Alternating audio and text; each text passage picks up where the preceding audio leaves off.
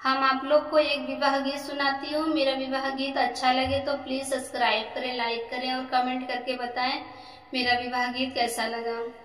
हरियर बसवा कटाया मोरे बाबा, तेही बासे मड़वा छवाया मोरे बाबा।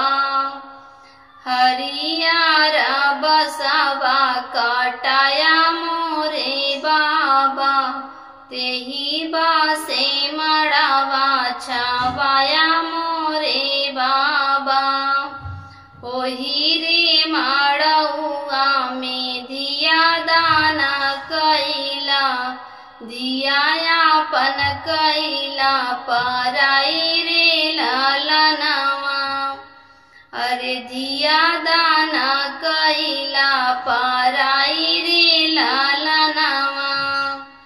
सूखल रोटिया बाबा खाई के रहती, जिंदगी गुजारे तोहरी सेवा मोरी बाबा।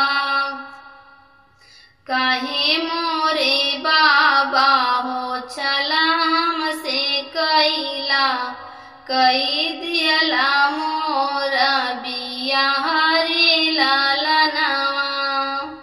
काहे मोरे बाबा हो छला हमसे कैला, कई दियला मोरा बियाह रे ललनवा। अरे कई दियला बेटी का दूरी देसरे ललनवा। काहे मोरे भैया हो भैला नीरा मोहिया, राखो न रखिया कलाज मोरी भैया। काहे मोरी भैया हो भैला नीरा मोहिया, राखो न रखिया कलाज मोरी भैया। बेटी पराई होई कहतई रहलू, बेटी पराई मोर कहतई रहलू।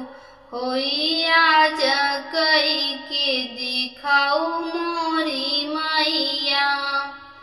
अरे आज कई के दिखाऊ मोरी मैया। नहीं मोरे बेटी हो रोआ बिलखू, नहीं करूँ मनावा उदास। नहीं मोरे बेटी हो रोआ बिलखू, नहीं करूँ मनावा उदास।